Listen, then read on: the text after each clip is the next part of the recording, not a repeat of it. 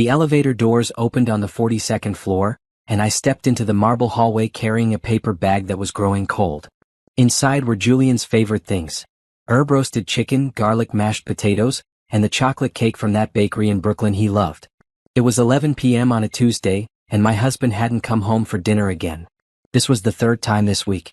I told myself I was being a good wife. I told myself that successful men worked late. I told myself that 5 years of marriage meant something. The glass doors to Rothwell Enterprises were locked, but I had a key. I'd always had a key. Julian gave it to me on our first anniversary, back when he still looked at me like I mattered. Back when he still touched my face and called me his queen. The office was dark except for the light coming from Julian's corner suite at the end of the hall. I could hear his voice, loud and clear, carrying through the silence. He was laughing. That deep, rich laugh that used to make my heart flutter. Now it made my stomach tight.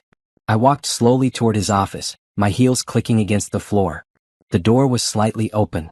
I should have knocked. I should have called out. Instead, I stood there in the shadows and listened. "God, Simone, you should see what she packed for me today," Julian said, his voice dripping with mockery. Another sad little lunch with a note that said, "Thinking of you." Like I'm in elementary school.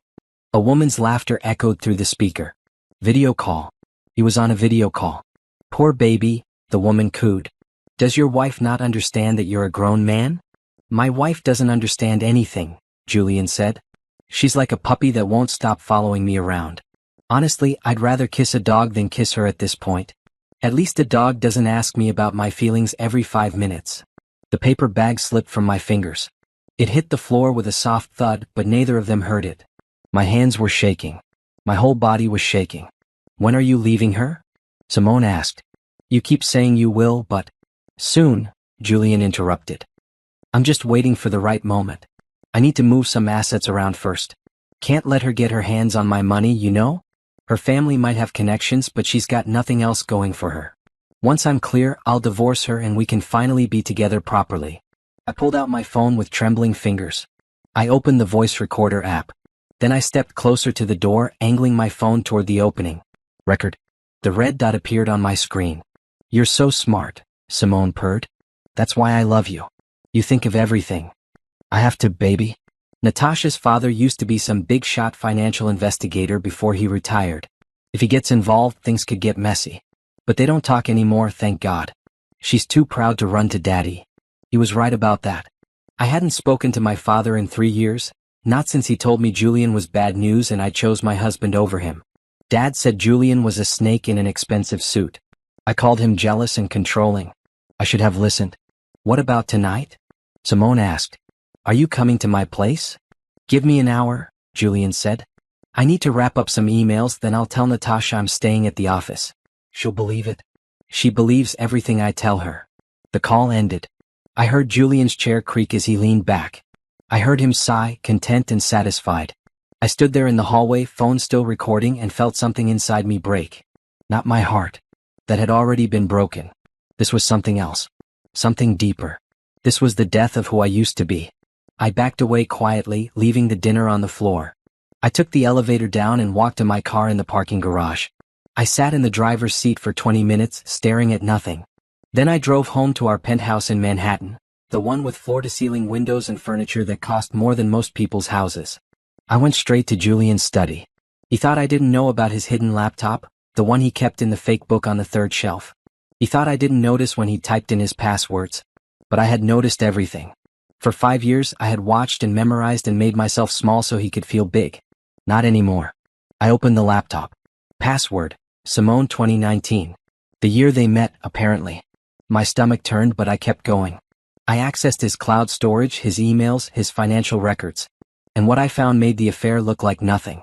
Julian Rothwell, my billionaire husband, the man everyone admired and respected, was a fraud. He'd been embezzling from his own company for years. He'd hidden assets in offshore accounts. He'd made deals using my family's name and connections, then laughed about it with his friends. There were emails calling me his useful idiot. Messages about how he married me for my father's contacts and stayed for the social status. I read everything. I copied everything. I backed it all up to 3 different drives. By the time Julian came home at 2 a.m., smelling like expensive perfume that wasn't mine, I was in bed pretending to sleep. He didn't even check on me.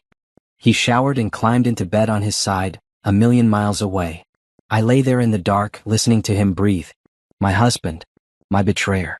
My biggest mistake. And I began to plan his destruction. I woke up before Julian. I always woke up before him. For 5 years, I'd made his coffee and laid out his clothes and acted like the perfect corporate wife. This morning was no different, except everything was different. My hands were steady as I ground the coffee beans. My face was calm as I plated his breakfast. Inside, I was a storm, but I'd learned how to hide storms. Julian taught me that. He taught me how to smile when I wanted to scream, how to nod when I wanted to argue, how to disappear into the background of my own life. "Morning," he said, walking into the kitchen in his suit pants and undershirt. He kissed my forehead without really looking at me. Routine. Mechanical. "Any chance you can pick up my dry cleaning today?" "Of course," I said, pouring his coffee exactly how he liked it. 2 sugars, splash of cream. "Will you be home for dinner?" "Probably not. Big meeting with investors. Might run late." Translation: he was seeing Simone. The mistress who thought she was special. The woman who didn't know she was just another transaction in Julian's world. "I understand," I said. "I'll keep something warm for you just in case." He nodded, scrolling through his phone. He didn't notice that I'd already been awake for 4 hours. He didn't notice the dark circles under my eyes or the way my smile didn't reach my face anymore. Julian never noticed anything unless it directly affected him. After he left, I went back to his study. I had work to do. The files I'd found last night were damning, but I needed more. I needed a complete picture of Julian's empire so I could tear it down piece by piece. I spent the entire day going through documents, creating spreadsheets, building a timeline of every shady deal and hidden account. Julian had 12 offshore accounts in the Cayman Islands. He'd been funneling money out of his company for 4 years, hiding it from his business partners and the IRS. He'd used shell corporations with fake names. He'd forged signatures on contracts. He'd lied to investors about profit margins and asset values. My husband wasn't just a cheater. He was a criminal. I found emails between Julian and his lawyer discussing how to divorce me while protecting his assets. They planned to claim I was mentally unstable, that I'd never contributed to his success, that I deserved nothing. There was even a draft of a statement Julian planned to release, painting himself as the victim of a gold-digging wife who married him for money. The irony would have been funny if it didn't hurt so much. But the worst part, the part that made my blood run cold, was the folder labeled insurance. Inside were photos of me. Hundreds of photos taken without my knowledge. Me getting dressed. Me in the shower. Me crying in our bedroom after arguments. Julian had been documenting everything, building a case against me for years. He'd planned this from the beginning. I sat back in his leather chair and stared at the ceiling. 5 years. 5 years of my life spent loving a man who saw me as an obstacle to remove. 5 years of making myself smaller and quieter and less. 5 years of believing that if I just tried harder, loved better, he would see me. He saw me. He just didn't care. My phone buzzed. Text from Julian, "Going to be even later than I thought. Don't wait up." I texted back, "Okay.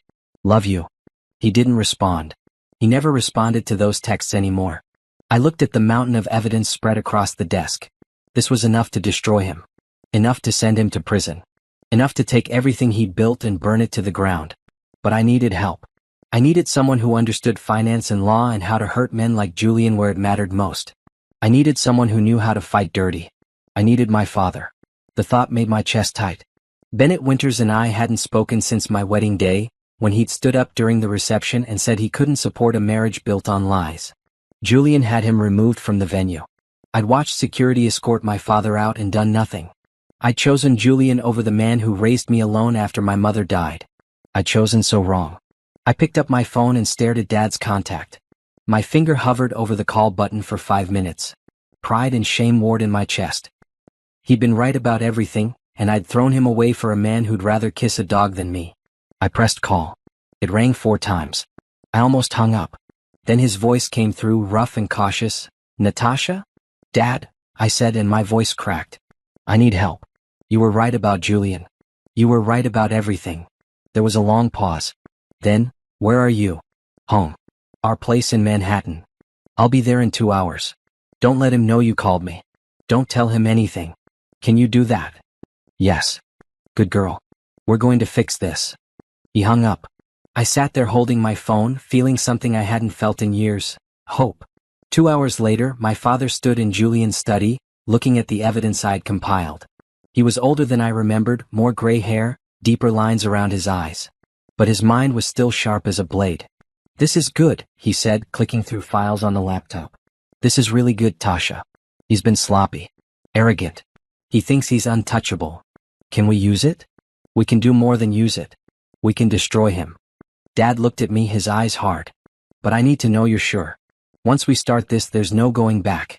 Julian will come after you with everything he has." "He already has nothing but contempt for me," I said. "I want him to lose everything the way he made me lose myself." Dad nodded slowly. "Then we need a lawyer. I know someone. Best in the business.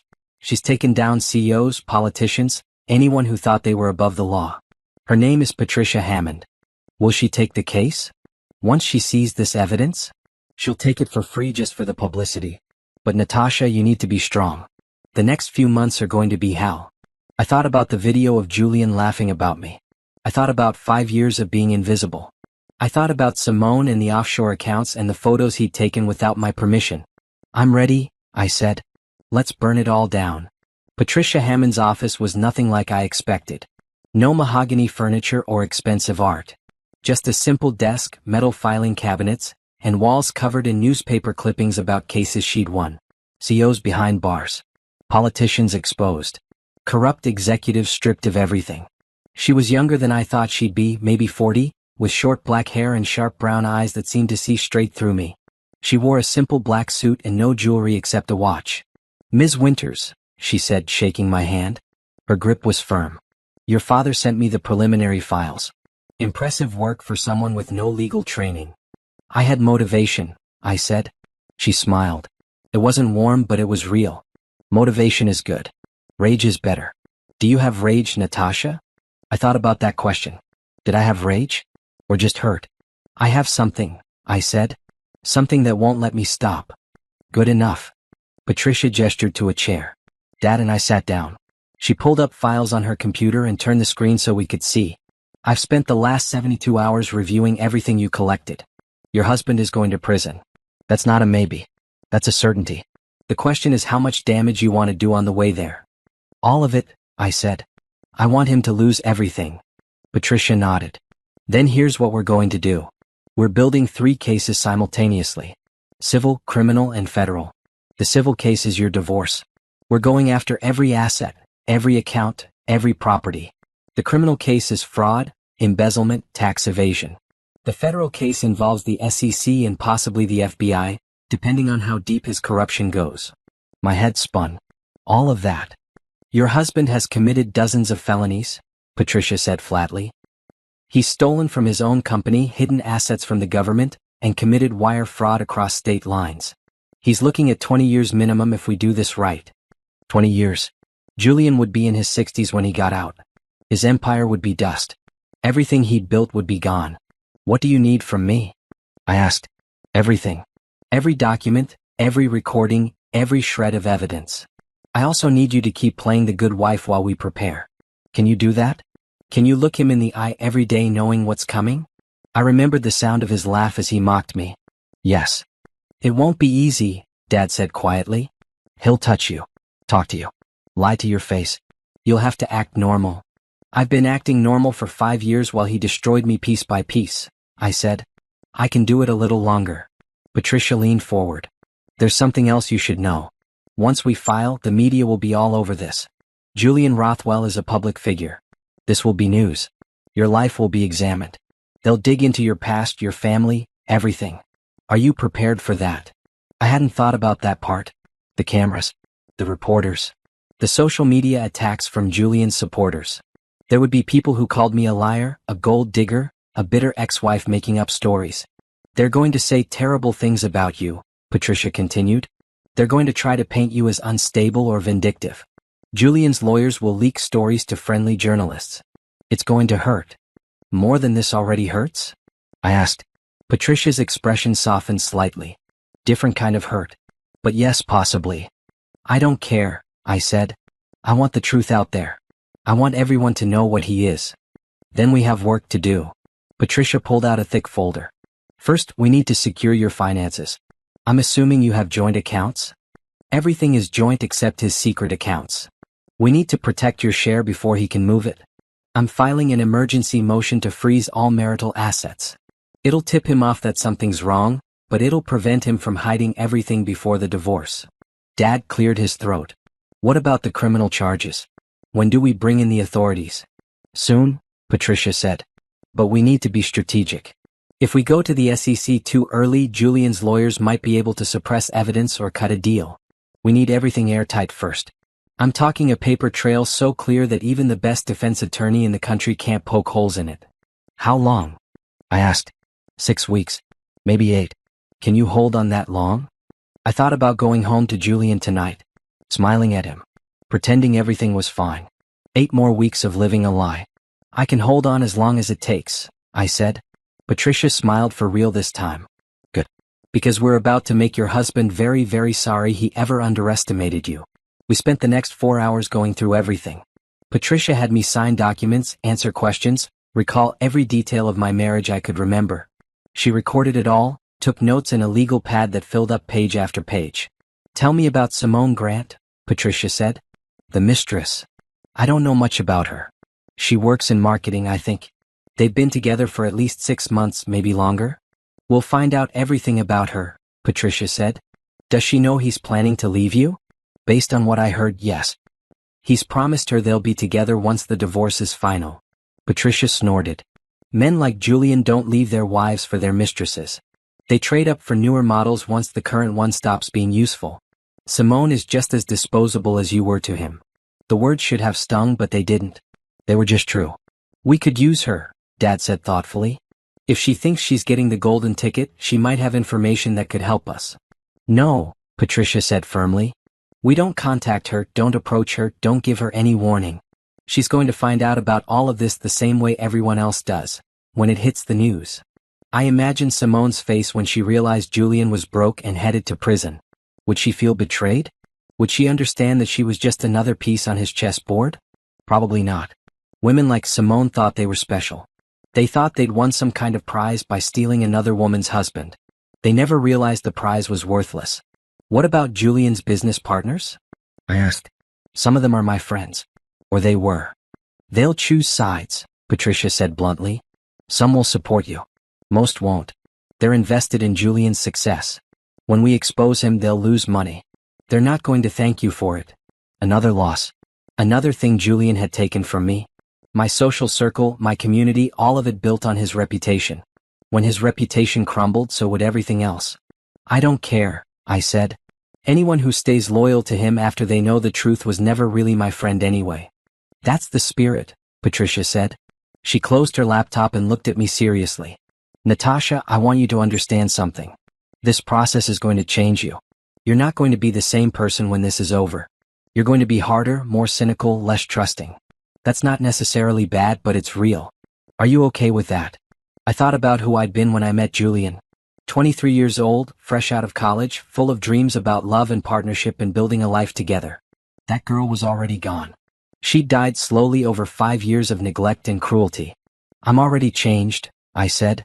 Now I'm just making it official. Patricia stood up and offered her hand again. Then welcome to the war, Natasha. We're going to win. The next 6 weeks were the strangest of my life. I woke up every morning next to a man I was planning to destroy. I made his coffee and asked about his day and pretended I didn't know he was lying about everything. Julian grew more careless as the days passed. He stayed out later. Came home smelling like perfume. Took calls from Simone while I was in the next room. He thought I was blind, deaf, stupid. He thought I'd never figure it out. That was his mistake. I played my part perfectly. The dutiful wife. The woman who asked no questions and made no demands. I attended his business dinners and smiled at his colleagues and acted like I didn't notice when he flirted with other women right in front of me. But I was documenting everything. Every late night. Every lie about where he'd been. Every credit card charge at expensive restaurants and hotels. Patricia had given me a separate phone for evidence collection. I filled it with photos and recordings and receipts. I built a timeline of his affair that was impossible to deny. And I started making connections. There was a man named Andre Thompson who'd been trying to buy one of Julian's companies for years. Julian had refused every offer, claiming the business was too valuable. But I'd seen the real numbers. Julian was drowning in debt. His empire was built on credit and lies. I met Andre at a charity event. Julian was busy schmoozing investors, so I approached Andre alone. "Mr. Thompson," I said, offering my hand. "Natasha Rothwell. I don't think we've been properly introduced." He was surprised but recovered quickly. "Mrs. Rothwell. I've heard so much about you. All good things, I hope. Your husband speaks very highly of you." Liar. But I smiled anyway. "I wanted to ask your advice about something if you have a moment." We moved to a quiet corner of the ballroom. Andre looked curious and slightly suspicious. He probably thought I was going to ask him to stop pursuing Julian's company. "I'm interested in learning more about the luxury goods market," I said. "Julian works so hard and I feel like I should understand his world better. You've been in this business a long time. Would you be willing to share some insights?" It was perfect. Non-threatening. The little wife trying to support her husband. Men like Andre ate that up. "Of course," he said. "What would you like to know?" We talked for 20 minutes. I asked intelligent questions that I'd prepared in advance. I mentioned casually that Julian seemed stressed lately, that the business was demanding. I wondered aloud if he was overextending himself. Andre's eyes sharpened. "What makes you say that?" "Oh, nothing specific. He just works such long hours. Sometimes I wonder if he's taking on too much." I planted the seed carefully. Let Andre think he'd discovered something on his own. Men like him didn't trust women who seemed too knowledgeable. They trusted their own instincts. "The luxury market is challenging right now," Andre said carefully. "Profit margins are thin. Companies that look successful on paper might be struggling underneath." "That's concerning," I said.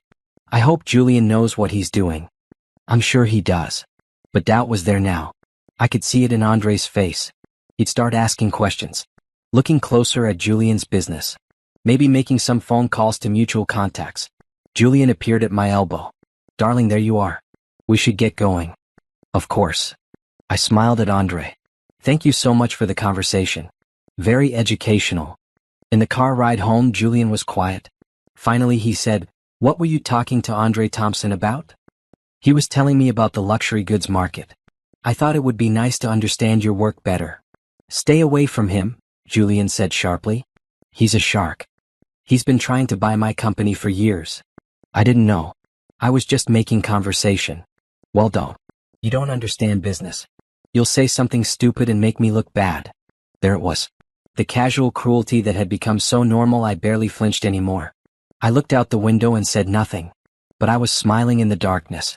At home I sent Patricia an encrypted email, planted doubts with that. "He's going to start investigating JR's finances." She replied within minutes, "Perfect. Keep playing the innocent wife. You're doing great." I was doing great. For the first time in 5 years, I was good at something that mattered. I was good at revenge. The next week, I did it again with another one of Julian's rivals. Then again with a journalist who'd written critical pieces about luxury industry fraud. I never said anything directly. I just asked innocent questions and made concerned observations and let them draw their own conclusions. Julian's world was starting to crack. He didn't see it yet, but the foundation was crumbling. He came home one night angry about something. "Thompson is asking questions," he said, pouring himself a drink. "Calling my investors. Spreading rumors about my company." "That's terrible," I said. "Why would he do that?" "Because he's a snake. He wants to buy my business cheap, so he's trying to tank my reputation."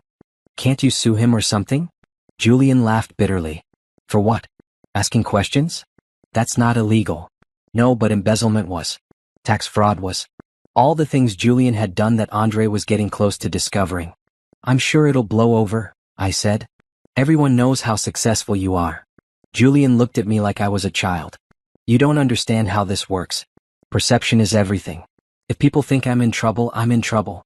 Confidence drops, stock prices fall, investors pull out. It's a domino effect. Then maybe you should be more transparent. Show them there's nothing to worry about." "I can't just open my books to everyone who asks," he snapped. "That's proprietary information." Translation: he couldn't show anyone his books because his books would send him to prison. He went to his study and slammed the door. I heard him on the phone with his lawyers, his voice rising and falling in anger. He was worried. Finally, I went to my bedroom and texted Patricia. "He's panicking. The pressure is working." "Good. In 2 weeks we file. Get ready." 2 weeks. 14 days until I served Julian with divorce papers and exposed every crime he'd committed. 14 days until I destroyed his life the way he destroyed mine. I could hardly wait. But I had to be patient. I had to keep playing the role. So I made dinner and brought it to Julian's study and listened to him complain about his problems. I nodded sympathetically. I told him everything would be okay. And inside, I counted down the days until everything fell apart. Julian grew more paranoid. He started changing his passwords, moving money between accounts, having whispered phone conversations that stopped when I entered the room. He was trying to protect himself from threats he could see. He never saw me coming. One night, he didn't come home at all. He texted at midnight, staying at the office. Too much work to drive home. I knew he was with Simone. I didn't care anymore. Let him have his last few nights of happiness. Let him think he was getting away with everything. The fall would be so much harder from that height. I spent the night organizing my evidence one final time, making sure every document was perfect. Every recording was clear. Every piece of the puzzle was in place. At 3 a.m. Dad called. "You okay, Tasha?" "I'm good. Can't sleep." "Nervous?" "Excited," I said. And I meant it. For the first time in forever, I felt alive. Like I had power. Like I mattered. "Your mother would be proud of you," Dad said quietly. She never let anyone push her around either. I hadn't thought about Mom in years. She died when I was 12, and the grief had been so big I'd locked it away. But now I remembered her strength. The way she stood up to people who tried to diminish her. The way she taught me that being kind didn't mean being weak. "I wish she was here," I said. "She is. In everything you're doing. You're fighting back, Tasha. That takes courage." We talked for another hour. About Mom. About mistakes. About the future I was going to build when this was all over. By the time we hung up, the sun was rising. Julian came home at 7 a.m. looking tired but satisfied. "Morning," he said, heading straight for the shower. "Good morning," I replied. "Productive night at the office?" "Very productive." I bet it was. I wondered if Simone knew these were her last days as the special one. Julian would throw her away the moment she stopped being useful. Just like he'd done to me. But I wasn't going to warn her. I wasn't going to save her from the truth. She'd chosen to be with a married man. Now she could live with the consequences. 13 days left. Then the war began. Patricia called on a Wednesday morning. "We're ready." "Are you ready?" I looked around the penthouse that had been my prison for 5 years. The expensive furniture Julian picked out. The art I didn't like but never complained about. The life that looked perfect from the outside and was hollow at the core. "I'm ready." "Good. I'm filing the SEC complaint this afternoon. Anonymous tip about financial irregularities at Rothwell Enterprises. By tomorrow morning, federal investigators will be all over his company." My heart started racing. That fast. The evidence is too strong to ignore. They'll have to investigate. And once they start digging, they'll find everything. What do I do? Nothing. You're the innocent wife who knows nothing about her husband's business. If Julian asks you questions, play dumb. If investigators contact you, refer them to me. Do not talk to anyone without me present. Okay. Natasha. Patricia's voice was serious. This is it. Once I file this complaint, there's no going back. The dominoes start falling. Are you absolutely sure? I thought about the sound of Julian's laugh as he mocked me. I thought about 5 years of being invisible. I thought about the photos he'd taken without my permission and the affair and the embezzlement and every single lie. "File it," I said. 6 hours later, the first domino fell. I was making dinner when Julian burst through the door, his face red with rage. "Did you talk to anyone about my business? Anyone at all?" I kept my voice calm. "What do you mean?" "Federal investigators showed up at my office today. The SEC is investigating me for financial fraud." "Who did you talk to?" "No one." "Julian, I don't understand." "Someone tipped them off. Someone gave them information about my accounts." "What accounts?" "I thought everything was fine with the business." He stared at me like he was seeing me for the first time. "You really don't know anything, do you? You're actually that clueless." The insult should have hurt. Instead, it made me glad. He still underestimated me. That was his fatal flaw. "I don't know what's happening," I said. "But if investigators are asking questions, maybe you should just cooperate with them. Show them everything is legitimate." Julian laughed harshly. "You have no idea how any of this works. I can't just show them everything. There are privacy issues. Legal complications. Translation, there were crimes to hide." He spent the rest of the night on the phone with lawyers. I heard fragments of conversations through the door. Offshore accounts, client privilege, need more time. The next morning, the stock market opened and Rothwell Enterprises stock dropped 15%. The news was everywhere. Luxury mogul under federal investigation. Julian didn't go to work. He stayed in his study, drinking expensive scotch and yelling at people over the phone. His business partners. His lawyers. His accountants. I brought him lunch that he didn't eat. Is there anything I can do to help? No, he said without looking at me. This is business. You wouldn't understand. I could call people. Maybe talk to the wives of your partners. See if... No. His voice was sharp. Don't talk to anyone about this. Don't mention it at all. This is a private matter. He was trying to contain the damage. Trying to control the narrative. But the story was already spreading. My phone buzzed with texts from people I hadn't heard from in months. Is Julian okay? Saw the news. Let me know if you need anything. This must be a mistake. I responded to each one carefully, playing the concerned, confused wife. I don't know what's happening. It's all very overwhelming. That night, Simone called. Julian answered and stepped out onto the balcony. I watched through the window as he paced back and forth, gesturing angrily. The conversation lasted 20 minutes. When he came back inside, his face was dark. Problems with the girlfriend? I asked innocently. He looked startled. What? You looked upset after that call. I thought maybe it was bad news about the investigation. It was my lawyer, he lied. They're worried about how this looks. Will you have to testify or something? I don't know yet. Stop asking questions. But I couldn't stop. I was the worried wife, remember? Julian, are we going to be okay? Financially, I mean. If the investigation. We're fine, he snapped. I have money put aside. Even if the company has problems, we'll be fine. The offshore accounts he thought I didn't know about. The money he was planning to hide from me in the divorce. The nest egg he'd built by stealing from his own business. That's good, I said. I was worried. He softened slightly. You don't need to worry about money. I'll always take care of you. The lie was so smooth, so practiced. He'd probably said the same thing to Simone. The investigation moved fast. Within a week, federal agents had seized computers from Julian's office. They'd subpoenaed bank records. They'd interviewed employees and business partners. Julian aged years and days. He stopped sleeping. Started drinking more. Became paranoid about every phone call and every email.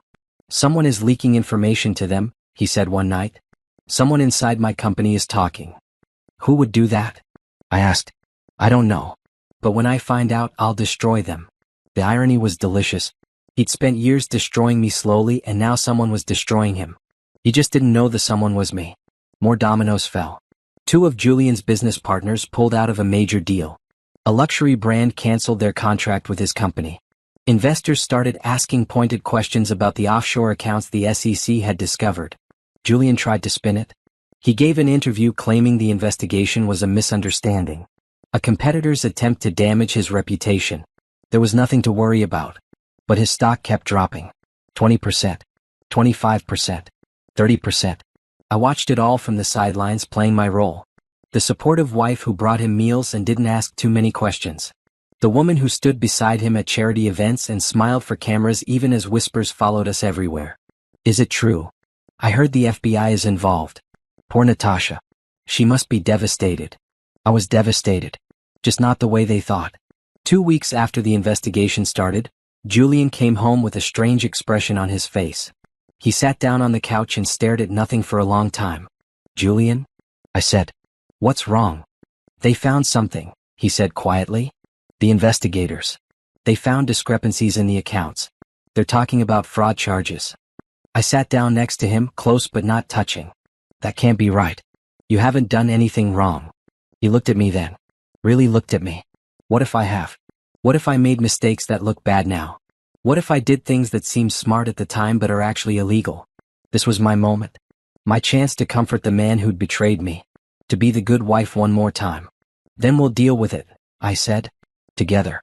Whatever happens. He grabbed my hand. His palm was sweaty. I don't deserve you. I've been a terrible husband. I know I work too much. I know I'm not around enough. But you've always been there. I squeezed his hand. I'm not going anywhere. Another lie. But this time it was my lie. That night, after Julian finally fell asleep, I went to the guest bathroom and recorded a voice memo for Patricia. He's breaking. He admitted there might be fraud charges. He's scared. and I got it all on tape. She replied within minutes, "Perfect. Send me the recording. We'll use it." Everything was falling into place. The empire was crumbling. Julian was panicking. And I was still invisible, standing in the wreckage with gasoline and matches, just waiting for the right moment to burn it all down. The divorce papers were delivered on a Monday morning. I wasn't home when it happened. Patricia suggested I stay at a hotel the night before, just in case Julian became violent when he was served. "He won't hurt me," I'd said. "You don't know that. Desperate men do terrible things." So I'd packed a bag while Julian was at an emergency board meeting. I told him I was visiting a friend for a few days. He barely looked up from his phone. "Fine. Whatever." I checked into a hotel in Midtown. Dad came to stay with me. We ordered room service and watched old movies and tried not to think about what was happening across town. Patricia had planned everything perfectly. The process server arrived at Julian's office at 10 a.m., right in the middle of his board meeting. In front of all his executives and business partners, Julian was handed an envelope containing divorce papers, copies of all his financial crimes, and a civil complaint seeking full dissolution of marital assets. My phone rang at 10:07 a.m. "Julian." I didn't answer. He called 6 more times. Then he started texting. "What the hell is this? Call me right now. Natasha, this isn't funny. We need to talk." I blocked his number. Patricia called at 10:15. "It's done. He's been served. How are you feeling?" "I don't know," I said honestly. My hands were shaking. My whole body felt electric. Like I jumped off a cliff and I'm still falling. "That's normal. Do not contact him. Do not answer his calls. If he shows up at the hotel, call security immediately." "Okay. And Natasha? You did the right thing. Remember that when it gets hard." It got hard fast. By noon the news had leaked. Social media exploded. Billionaire Julian Rothwell's wife files for divorce amid federal investigation. My phone buzzed constantly. Texts from people I barely knew. Friend requests from strangers. Messages from reporters asking for comments. I turned off my phone. Dad and I sat in silence watching the news coverage on TV. A reporter stood outside Rothwell Enterprises. Sources say Mrs. Rothwell's divorce filing includes allegations of infidelity and financial misconduct. The timing is certainly suspicious, coming just weeks after federal investigators began looking into the company's finances. "They're making it about me," I said. "Like I'm trying to get money while he's vulnerable." "That's what his PR team wants people to think," Dad said. "But Patricia's already working on that. Just wait." At 2 p.m., Patricia held a press conference. She stood at a podium looking fierce and confident and read a prepared statement. "My client, Natasha Rothwell, has filed for divorce from Julian Rothwell after discovering extensive financial fraud and a pattern of infidelity. The divorce filing includes evidence of Mr. Rothwell's affairs, his plans to hide assets from his wife, and documentation of his involvement in illegal financial activities. Mrs. Rothwell has cooperated fully with federal investigators and will continue to do so. She asks for privacy during this difficult time." Questions erupted from reporters. Patricia answered a few carefully chosen ones. "How long has Mrs. Rothwell known about the affairs?" "She discovered evidence of infidelity approximately 2 months ago." "Did she know about the financial crimes?" Mrs. Rothwell had no knowledge of her husband's illegal activities until recently. She was as shocked as anyone to learn what he'd been doing. "Is she seeking a settlement?" Mrs. Rothwell is seeking her legal share of legitimate marital assets. She has no interest in money obtained through illegal means. It was perfect. Patricia made me look like the victim, which I was. The innocent wife who'd been betrayed and lied to. The woman who did the right thing by coming forward. But online the narrative was different. Comments on news articles were brutal. "She's just after his money. Perfect timing to file for divorce when he's being investigated. Gold digger. She probably knew about everything and is trying to save herself. Women always take advantage when men are down." Dad saw me reading them. "Don't look at those. They don't know you. They don't matter." But they did matter. Because these strangers believed Julian's version of reality. They thought I was the villain in this story. My phone rang. "Patricia." I answered. "I need you to prepare for something," she said. "Julian's lawyers just released a statement." My stomach dropped. "What does it say?" "That you're a bitter, vindictive wife who's trying to destroy him out of jealousy. That your allegations are fabricated. That you're working with his competitors to sabotage his business. None of that is true." I know. But his team is going to push that narrative hard. They're going to try to discredit you before the trial. Make you look unreliable. How do we fight back? We released the recordings. I thought about the video of Julian laughing about me. The audio of him discussing his crimes. The evidence I'd spent weeks collecting. All of it. Not everything. Just enough to prove you're telling the truth. Enough to shut down his lies. Okay. Do it. That night, Patricia released a partial recording to the media. Just 30 seconds. But it was damning. Julian's voice, clear and cold. I'd rather kiss a dog than kiss her at this point. And Simone's response, when are you leaving her? The internet lost its mind. Within hours, I went from gold digger to victim. The narrative flipped. Suddenly everyone was on my side. Suddenly Julian was the monster. He said he'd rather kiss a dog? What a disgusting human being. She deserves every penny. Team Natasha all the way. My phone started ringing again. This time with supportive messages. I'm so sorry you went through that. You're so brave for leaving him. If you need anything, I'm here. It should have felt good. It should have felt like vindication. Instead, I just felt empty. Julian showed up at the hotel at midnight. Security called my room. Mrs. Rothwell, your husband is in the lobby. He's demanding to see you. Don't let him up. He's refusing to leave. Dad grabbed his phone. I'll call the police. No, I said. I'll go down. I want to see him. Tasha. I need to do this. I took the elevator down to the lobby. Julian was there looking like hell. His suit was wrinkled. His hair was a mess. His eyes were wild. Natasha, he said, rushing toward me. Security stepped between us. We need to talk. We have nothing to talk about. You can't do this. You can't destroy me like this. I'm not destroying you, Julian. I'm just telling the truth. Those recordings are out of context. I didn't mean those things. I was angry. You meant every word. He tried to push past security. Please. Just give me 5 minutes. Let me explain. Explain what? The affairs? The stealing? The offshore accounts? The photos you took of me without my permission? His face went pale. You know about the photos? I know about everything. Security was moving him toward the door. He fought against them. You're going to regret this. I have lawyers. I have money. I'll make your life hell. You already did, I said. Now it's your turn.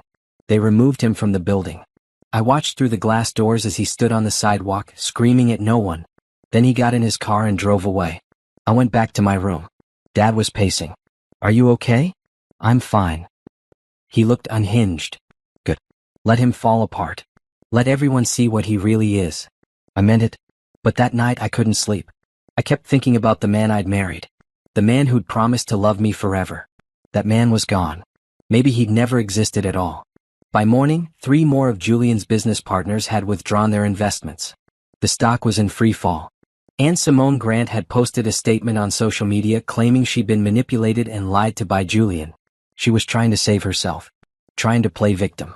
I almost felt bad for her. Almost. The dominoes were falling faster now. Everything Julian built was collapsing. And I was standing in the middle of the destruction, watching it all burn. The next 2 weeks were chaos. Julian's company lost half its value. Major contracts were canceled. Investors pulled out by the dozens. The federal investigation expanded to include wire fraud and money laundering. And I watched it all from a distance, safe in my hotel room, while Patricia handled everything. The prosecutors want to talk to you, she said during one of our daily calls. They need your testimony about the financial records you found. When? Next week. They're building their case. With your evidence and the documents they've seized, they think they can get multiple felony convictions. Multiple felonies. Years in prison. Everything gone. I should have felt victorious. Instead, I just felt tired. There's something else, Patricia said. Simone Grant's lawyer contacted me. She wants to meet with you. Why? She claims she wants to apologize. Says she didn't know Julian was lying to her too. I don't care what she wants. I agree. But her lawyer is suggesting she might have information that could help our case. Emails. Texts. Evidence of Julian's plans. She can give that to the prosecutors. She will. But she wants to talk to you first. Says it's important. No. Patricia didn't argue. Okay. I'll tell them you're not interested. But the request bothered me. What could Simone possibly have to say that I'd want to hear? Dad thought I should meet with her. Maybe she knows something that could help. Maybe Julian told her things he didn't tell you. I don't want her help. I know. But think about it strategically. If she has evidence, we should know about it. He was right, but I couldn't make myself care. Simone was part of the problem. She'd slept with my husband knowing he was married. She'd laughed with him about me. Why would I want anything from her? The news cycle was relentless.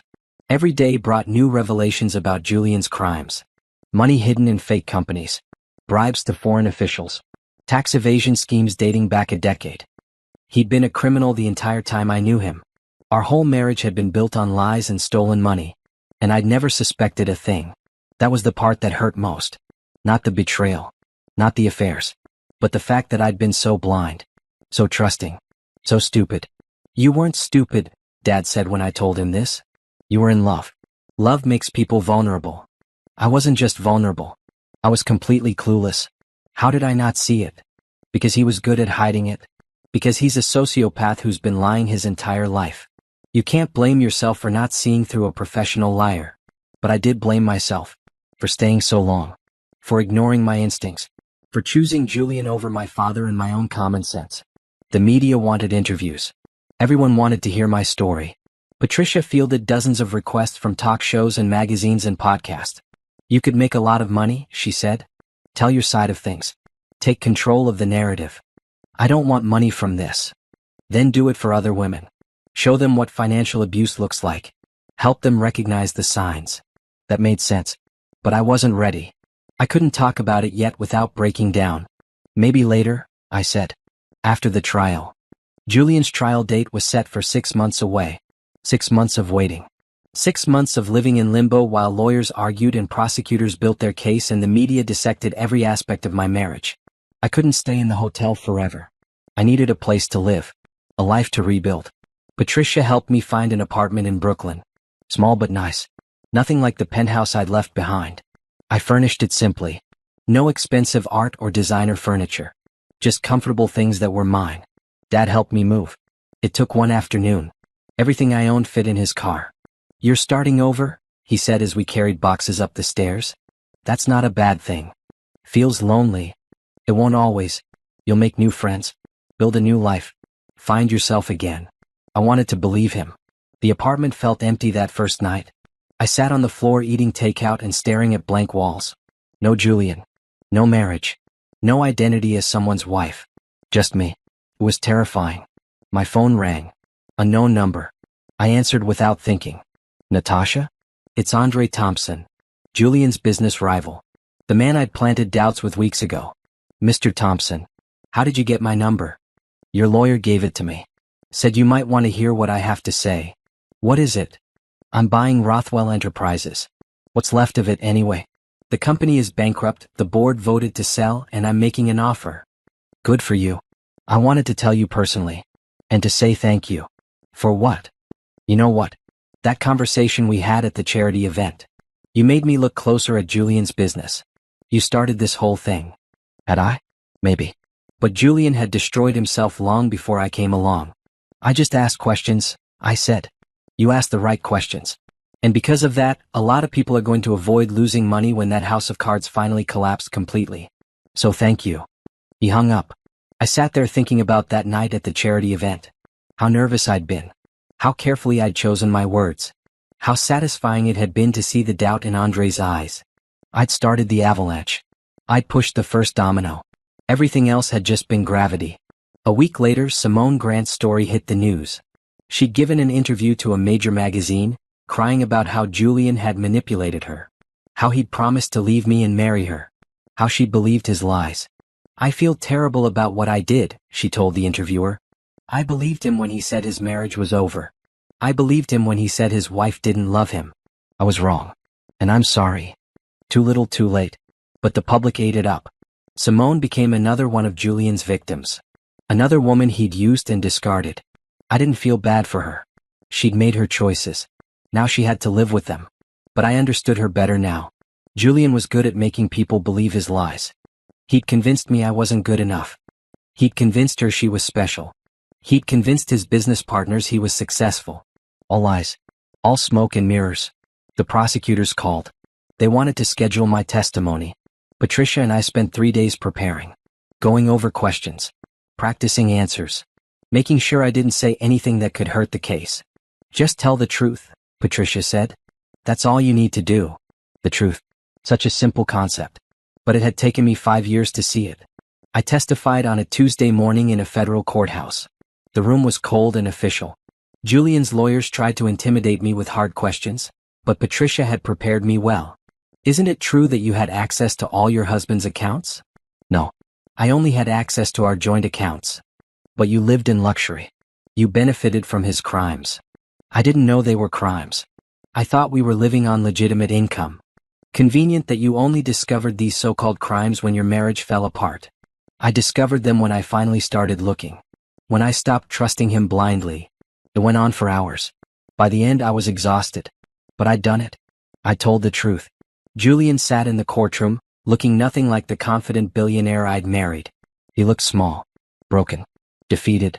Our eyes met once. I felt nothing. No anger. No satisfaction. Nothing. He was a stranger. He'd always been a stranger. Patricia drove me home. You did great. The prosecutors are thrilled. When will the verdict come? Months probably. But with your testimony and all the evidence, conviction is almost certain. Almost certain. Nothing was ever really certain. But I'd done my part. I told the truth. Whatever happened next was out of my hands. That night I got a text from an unknown number. I hope you're happy now. You destroyed everything. Julian. Using a new phone. I blocked the number and went to bed. 3 months after I testified, I started my business. Winters Consulting. A firm dedicated to helping women recognize and escape financial abuse. It wasn't planned.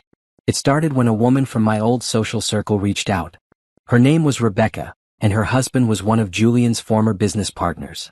I've been reading about your case, she said over coffee, and I think my husband might be doing the same things. Hiding money. Lying about finances. I don't know how to find out for sure. I helped her. I showed her what to look for. How to access records. How to document everything. 6 weeks later, she filed for divorce with evidence of her husband's affairs and offshore accounts. She told her friends. They told their friends. Suddenly I was getting calls from women all over the city. All with the same story. All needing help.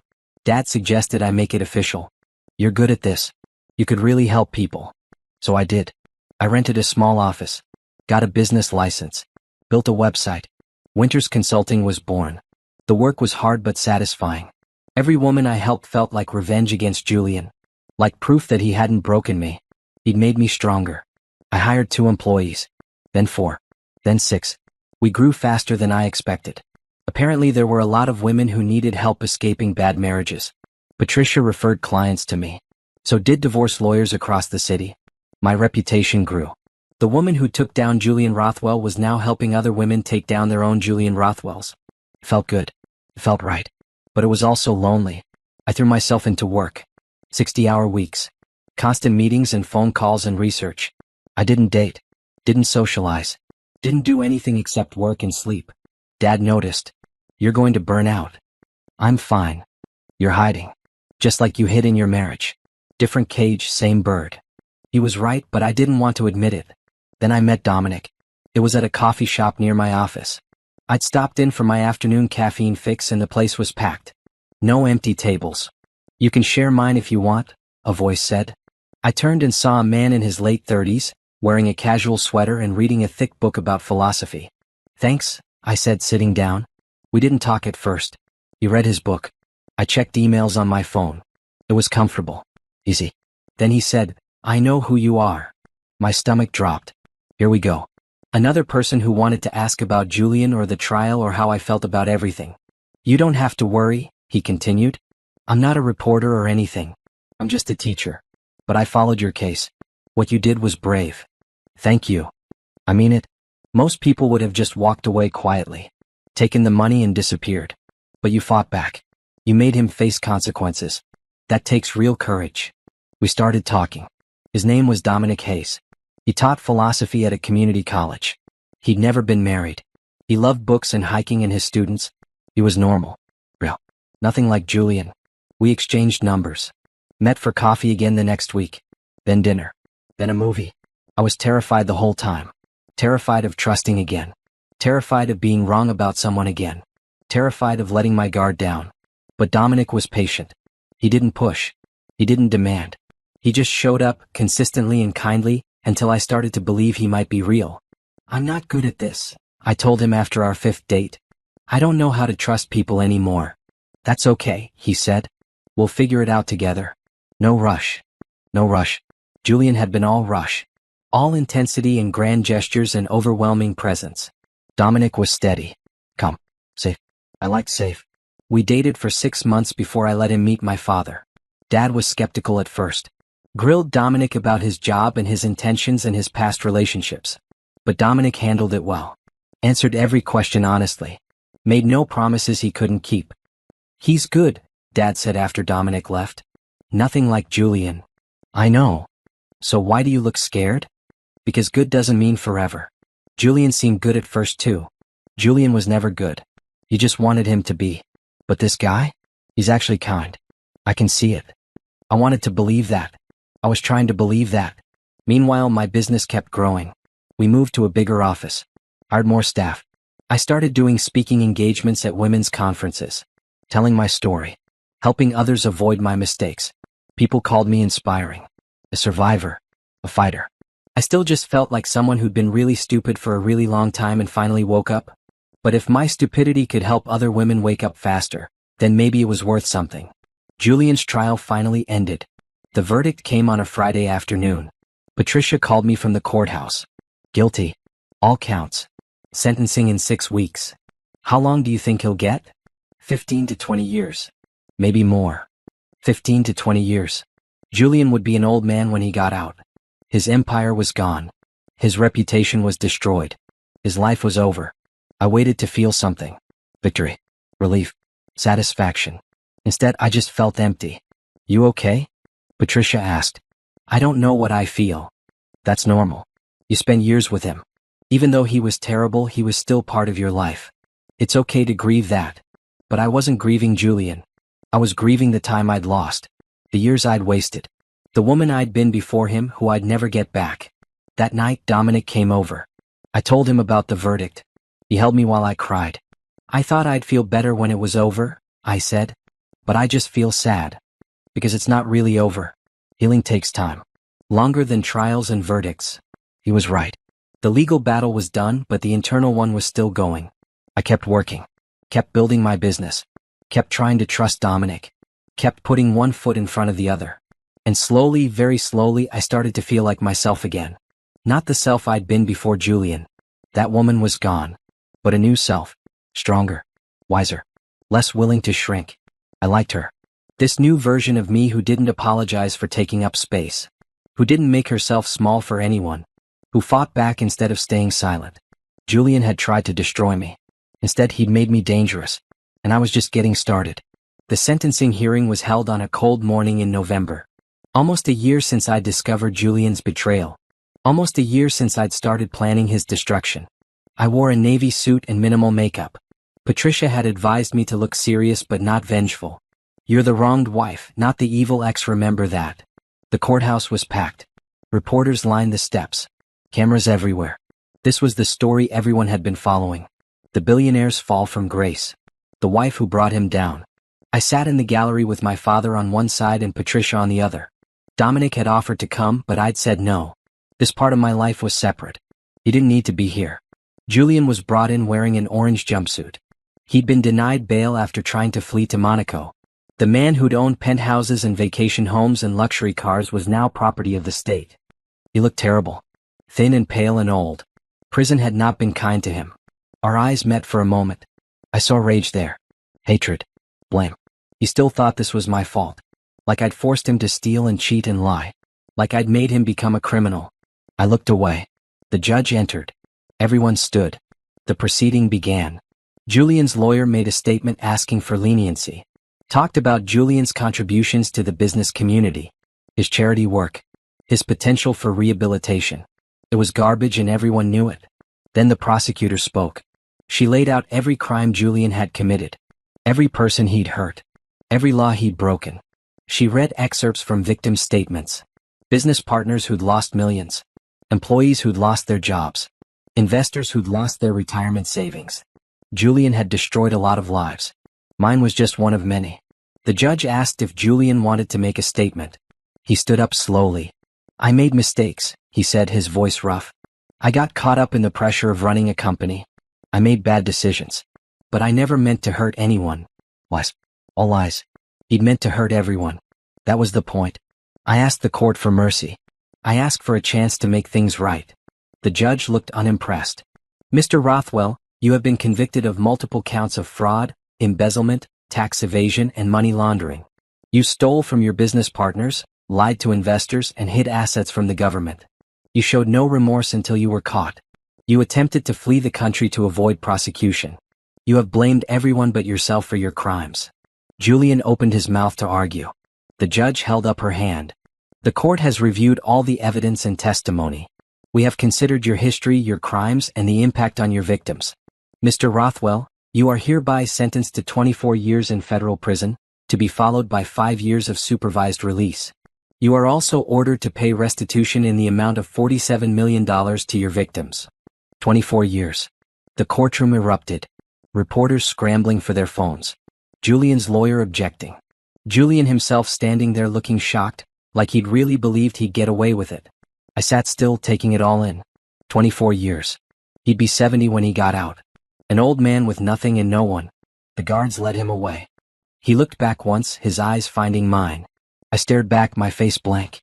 This was the end. The final chapter of Julian Rothwell's empire. Outside the courthouse, Patricia made a statement to the press. I stood beside her, saying nothing while cameras clicked and reporters shouted questions. Mrs. Rothwell, how do you feel about the sentence? Do you think justice was served? Will you be pursuing civil charges? Have you spoken to Julian since the verdict? Patricia answered some of the questions. I just stood there playing my role. The dignified ex-wife. The woman who'd done the right thing. Finally, we got into a waiting car and drove away from the chaos. How are you feeling? Dad asked. Empty. That's normal. Is it? I thought I'd feel something. Victory or relief or anything. But I just feel nothing. Patricia turned to look at me. You spent a year preparing for this. A year building evidence and testifying and reliving the worst parts of your marriage. Now it's over. Your body is in shock. Maybe she was right. Maybe I was just numb. We dropped Patricia off at her office. Dad drove me home to Brooklyn. To my small apartment that was nothing like the penthouse I'd left behind. You want me to stay? He asked. No, I'm okay. I just need to sleep. But I didn't sleep. I lay in bed staring at the ceiling, thinking about 5 years of my life that were just gone. 5 years of loving a man who never existed. 5 years of being someone I wasn't. All of it just gone. My phone buzzed. Text from Dominic. Saw the news. You okay? I stared at the message for a long time. Was I okay? I didn't know. I'm fine. Just tired. Want company? I can bring food. Part of me wanted to say yes. To let someone take care of me. To not be alone. But another part of me needed the solitude. Needed to sit with this emptiness and figure out what it meant. Maybe tomorrow. I need to be alone tonight. Okay. I'm here if you change your mind. Sweet. Caring. Everything Julian wasn't. But I still couldn't fully trust it. Couldn't fully believe that someone could be kind without wanting something in return. Julian had broken that in me. The ability to trust. To believe in goodness. I got up and made tea. Sat on my couch and looked out the window at the Brooklyn street below. People walking dogs. Couples holding hands. Life going on like normal. My phone rang. Unknown number. I almost didn't answer. Hello? Natasha. It's Simone. I should have hung up. Should have blocked the number. Instead I said, what do you want? I wanted to say I'm sorry. For everything. I know you don't want to hear it, but I need to say it. You already said it. In that magazine interview. Remember? That wasn't real. That was my lawyer's idea. This is real. I'm really sorry. For what? For sleeping with my husband? For laughing about me behind my back? For being part of his plan to destroy me? I didn't know about any of that. He told me your marriage was over. He said you were just staying together for appearances. And you believed him. Yes, I was stupid. I wanted to believe I was special. That he loved me. He didn't love you. He didn't love anyone. He's a narcissist who used people and threw them away when they stopped being useful. Silence on the other end. Then, I know that now. But at the time I thought, I don't care what you thought. You made a choice. You chose to be with a married man. You chose to participate in hurting me. Now you have to live with that choice. I just wanted you to know I'm sorry. Okay, you're sorry. Is that all? I lost my job because of this. My friends won't talk to me. Everyone thinks I'm a terrible person. You are a terrible person. More silence. Then she hung up. I sat there holding my phone, feeling the first real emotion I'd felt all day. Anger. Hot and fierce and satisfying. Simone wanted my forgiveness. Wanted me to make her feel better about her choices. But I had no forgiveness to give. She'd made her bed. Now she could lie in it alone. I blocked her number and went to bed. The next morning I woke up feeling different. Lighter somehow. Like a weight had been lifted. Julian was in prison. The trial was over. My business was thriving. I had my father back. I had Dominic, whatever that relationship was becoming. I had my life back. It wasn't the life I'd planned. It was better. I got dressed and went to my office. My team was waiting with flowers and champagne. We wanted to celebrate, my assistant said. Justice was served. We toasted. We laughed. We talked about upcoming cases and new clients in the future. For the first time in a year, I felt hope. The phone rang. A woman from California. Her husband was hiding assets. She needed help. I can help you, I said. Tell me everything. And just like that, I moved forward. 2 years later, I stood in my new penthouse overlooking Central Park. Not as big as the one I'd shared with Julian, but it was mine. Every piece of furniture. Every painting on the wall. Every decision about the space. Mine. Winters Consulting had grown beyond anything I'd imagined. 12 employees. Offices in 3 cities. A book deal for my memoir about financial abuse and recovery. Speaking engagements across the country. I'd become someone I never expected. A businesswoman.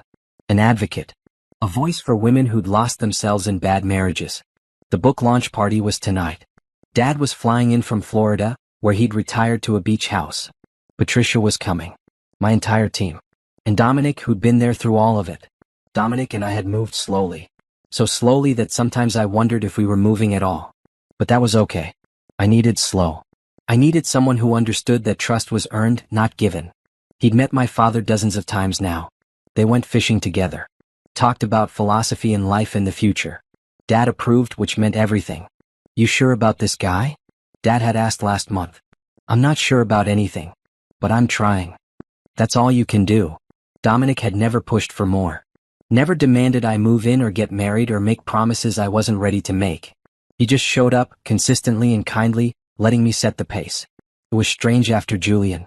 Julian had been all intensity and possession. Dominic was all patience and respect. I was learning to trust it. Learning to believe that maybe some people were actually good. My phone buzzed. Text from Patricia. Saw the news about Julian. Thought you should know. My stomach tightened. I opened the link she'd sent. Former billionaire Julian Rothwell released early for good behavior. Early release. After just 18 months instead of 24 years. I read the article carefully. Julian had cooperated with authorities. Provided information about other financial criminals. Shown remorse. Been a model prisoner. All lies probably. But lies that worked. He was out. I waited for panic. For fear. For something. Instead I felt nothing. Julian was out of prison. So what? His empire was gone. His reputation was destroyed. His money was gone, paid out in restitution. He was a middle-aged man with a felony record and no prospects. He couldn't hurt me anymore. I texted Patricia back. Thanks for letting me know. I'm fine. And I was fine. The doorbell rang. Dominic, arriving early to help me get ready for the party. You look stressed, he said, kissing my cheek. Julian got out of prison. His expression darkened. Are you safe? Do you need security? I'm fine. He can't touch me. And even if he wanted to, he knows I'd destroy him again. Dominic studied my face. You're really okay? I really am. He's not part of my life anymore. He's just a news story. And it was true. Julian had become someone I used to know. A character in a story I told at speaking engagements. The villain in my origin story as a businesswoman and advocate. But he wasn't real anymore. Not to me. Your book is going to be amazing, Dominic said, changing the subject. I'm proud of you. You read the advance copy? 3 times. It's powerful, Natasha. You're going to help so many women. That was the hope. That my pain could prevent someone else's. That my mistakes could teach someone else to see the red flags I'd missed. The party that night was perfect. 100 people crowded into a gallery in Chelsea. Champagne and speeches and congratulations. My book stacked on tables ready to be signed. Dad gave a toast that made me cry. My daughter was lost for a while, but she found herself again. And she's stronger than ever. I'm so proud of who you've become. Patricia spoke next. Natasha Rothwell is the bravest client I've ever had. She fought back when most people would have given up. She chose truth over comfort. And she won. Then it was my turn. I stood in front of everyone holding a microphone, looking at all these people who'd supported me through the worst time of my life. 2 years ago I lost everything. My marriage. My home. My identity. I thought I was broken beyond repair. But I was wrong. I wasn't broken. I was just buried under someone else's expectations and cruelty. And when I finally dug myself out, I found someone I actually liked. Someone strong and capable and unwilling to be invisible. I paused, looking at Dominic. He smiled at me, encouraging. This book is about that journey. About recognizing abuse even when it's subtle. About finding the courage to leave. About rebuilding from nothing. But mostly it's about the fact that you can survive anything. You can lose everything and still find yourself on the other side. The room erupted in applause. People came up to hug me and tell me their stories. Women who'd escaped their own Julian Rothwells. Women who were still planning their escape. Women who just needed to know they weren't alone. I signed books for hours. Listened to stories. Gave advice. Connected women with resources. This was my purpose now. Not being someone's wife. Not making myself small. But standing tall and helping others stand tall too. Late that night, after everyone had gone home, Dominic and I sat on my couch with leftover champagne. You were amazing tonight, he said. I felt amazing. For the first time in a long time, I felt like I was exactly where I'm supposed to be. I'm glad. We sat in comfortable silence for a while. Then Dominic said, I have something to tell you. My chest tightened. Here it comes. The other shoe dropping. The reveal that he's not who I thought he was. What is it? I love you. I have for a while now. And I'm not saying that to pressure you or to get anything from you. I just wanted you to know. I stared at him. Well, the word that had become toxic in my marriage. The word Julian had used as a weapon. But from Dominic's mouth it sounded different. Softer. Real. I don't know if I can say it back yet, I admitted. I don't know if I trust the word anymore. That's okay. I'm not going anywhere. Take your time. Take your time. No pressure. No demands. Just patience. Maybe this was what healthy love looked like. Not grand gestures and intensity, but quiet consistency and respect. Thank you, I said. For being patient with me. For not pushing. You're worth the wait. We kissed and it felt right. Not fireworks and passion like it had been with Julian in the beginning, but warm and safe and real. I was learning that fireworks burn out, but steady flames last forever.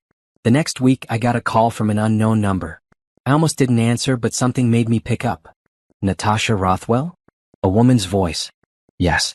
My name is Jennifer. You don't know me, but I just finished reading your book. And I wanted to thank you. Thank me for what? For writing it. For being brave enough to tell your story. My husband has been doing the same things to me that yours did. Hiding money. Having affairs. Making me feel crazy. I thought I was alone. But your book showed me I'm not. My throat tightened. You're definitely not alone. I'm leaving him.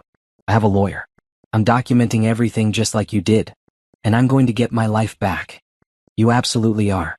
And if you need help, my firm specializes in cases like yours. I know. That's why I'm calling. Can I make an appointment? Of course. I'll have my assistant set it up. After we hung up, I sat there feeling something I hadn't felt in a long time. Purpose. Real deep purpose. This was why I'd survived Julian. Not just to rebuild my own life, but to help others rebuild theirs. More calls came in over the following weeks.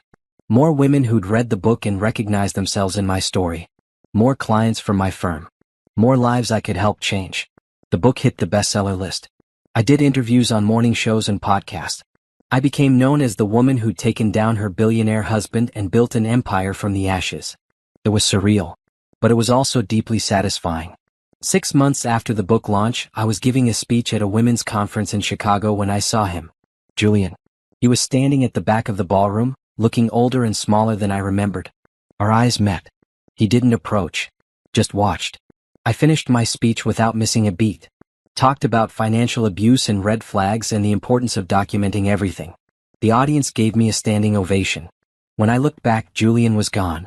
Later, I found a note slipped under my hotel room door. I'm sorry for everything. I destroyed both our lives. I hope you can find happiness. Jay. I read it once, then threw it away. Too little. Too late. And I'd already found happiness. Not because of him or in spite of him. Just because I'd chosen to find it. That night I called Dominic. I love you, I said. I'm ready to say it now. I could hear the smile in his voice. I love you too. I'm also ready for you to move in. If you want to. I want to. We talked for an hour about logistics and furniture and what it would mean. It was practical and boring and perfect. This was real love. Not drama and passion and intensity, but partnership and respect and choosing each other every day. I'd learned that lesson the hard way. But I'd learned it. A year later, Winters Consulting had offices in 6 cities. I'd written a second book about rebuilding after divorce. I'd helped hundreds of women escape financial abuse. And I'd built a life that was entirely my own. Dad came to visit every few months. He and Dominic had become close friends. They talked philosophy and went to baseball games and treated each other with the kind of easy affection that came from mutual respect. You did good, Tasha, Dad said one night over dinner. Your mom would be so proud. I wish she could see this. She can. And she's up there cheering you on. I believed him. I had to believe that all the pain had led somewhere good. That Julian's cruelty had forged me into something stronger. I didn't thank him for it. I didn't owe him gratitude for hurting me. But I was grateful for who I'd become in spite of him. The woman who fought back. The woman who refused to stay silent. The woman who built an empire helping other women do the same. I saw a news article about Julian working at a car dealership in New Jersey. Living in a small apartment. Starting over at 50 with nothing. Part of me wanted to feel bad for him. But I couldn't. He'd made his choices. Now he had to live with them. Just like I was living with mine. And my choices had led me here. To this life. This business. This relationship. This version of myself that I actually liked. I was finally happy. Really truly happy. Not because I'd destroyed Julian, though that had been necessary. But because I discovered myself. The woman who'd been buried under his contempt and cruelty had clawed her way to the surface. And she was magnificent. I stood in my office one morning looking at the wall of photos. Women I'd helped. Families I'd saved. Lives I'd changed. This was my legacy. Not being Julian Rothwell's ex-wife. Not being a victim. But being Natasha Winters. Businesswoman. Advocate. Survivor. Fighter. I'd rather kiss a dog, Julian had said. Turned out, I'd rather be alone than be with someone who saw me that way. And in being alone, I'd found myself. Then I'd found someone who saw me for who I really was. Who loved the strong, fierce, unbreakable version of me. My phone rang. Another woman needing help. Another life to save. This is Natasha, I answered. Tell me your story. And I listened. Because that's what I did now. I listened to women who'd been silenced. I helped them find their voices. I showed them how to fight back. One woman at a time, I was changing the world. Julian had tried to destroy me. Instead, he'd created his own worst nightmare. A woman who refused to be destroyed. A woman who fought back. A woman who won. And I was just getting started.